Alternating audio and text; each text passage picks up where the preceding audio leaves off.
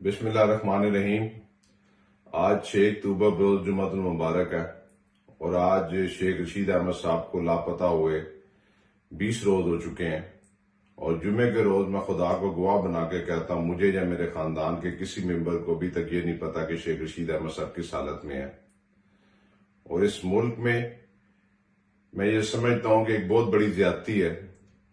کہ ایک پاکستان کا سب سے سینئر پارلیمنٹیرین جس کی عمر 72 سال ہے،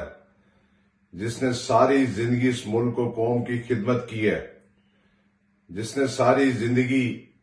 اس اداروں کا احترام کیا ہے، اس نے ساری زندگی پاکستان کی سالمیت کی بات کی ہے، اس نے ختم نبوت کے مجاہد ہونے کا ثبوت پیش کیا ہے، اس نے راولپنڈی کی بیٹیوں کو تعلیم کے زیور سے روشن کیا ہے۔ ہاں، اس کا ایک قصور یہ ہے کہ آج اس کی شہر یا اس ملک میں بڑی کوئی ہاؤسنگ سوسائٹی نہیں ہے، وہ منی لانڈر نہیں ہے، وہ قبضہ گروپ نہیں ہے، وہ منشیات فروش نہیں ہے، وہ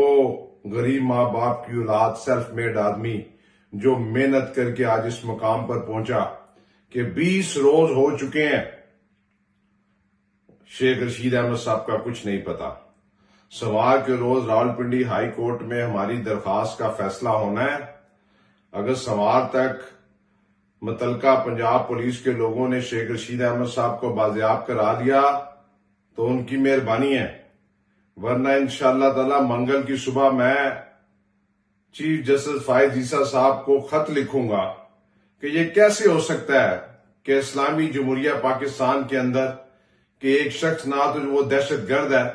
نہ وہ کسی تنظیم کے ساتھ اس کا تعلق ہے، اس کی اپنی ایک پارٹی ہے، اور ساری زندگی میں کل رات شیخ رشید احمد صاحب کا سوشل میڈیا کا اکاؤنٹ اور ٹویٹر کو دیکھ رہا تھا۔ مجھے آخری 10 سالوں میں کوئی ایک سنگل الف بے اے بی زیڈ نظر نہیں آیا کہ ہمیشہ انہوں نے اداروں کی سالمیت، تقویت اور ملک کی سالمیت کی بات کی۔ سیاست ضرور کی، سیاستدان کا کرنا حق ہوتا ہے، اور میں پہلے دن سے کہہ رہا ہوں کہ اگر ان کے اوپر کوئی کیس نہیں ہے، لیکن اب میں کہتا ہوں کہ ان کو کسی بھی تھانے میں پیش کر دیا جائے، کسی بھی عدالت کے اندر پیش کر دیا جائے، تاکہ ہمیں یہ اطمینان تو ہو کہ شیخ رشید احمد صاحب خیریت سے ہیں۔ کیونکہ جو لوگ جیلوں میں ہیں ان لوگوں کے لواحقین کو یہ تو اطمینان ہے کہ ان کی بیٹیاں، ان کے بیٹے، ان کے بزرگ کوئی اڈیالہ جیل میں ہے، کوئی کوٹ لکھپت جیل میں ہے، کوئی لاہور جیل میں ہے۔ ہمیں تو یہ پتہ ہی نہیں ہے کہ شیخ رشید احمد صاحب کہاں پر ہے۔ اور شیخ رشید احمد صاحب نے ہمیشہ، میں نے بار بار کہا کہ اس ملک کو قوم کی خدمت کی ہے، اور جس طرح بڑا ظلم دیکھیے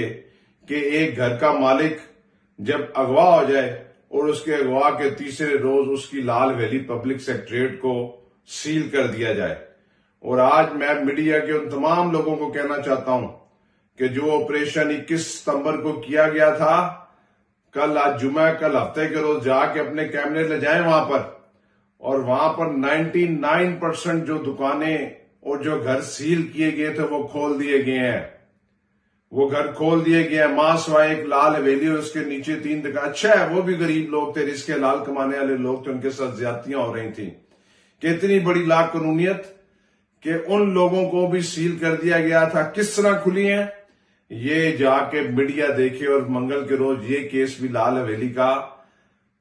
ہائی کورٹ راولپنڈی بینچ میں لگا ہوا ہے۔ سردار عبدالرازق ایڈوکیٹ صاحب اس کا الیکشن ہے، اس کا کیس لڑے ہیں۔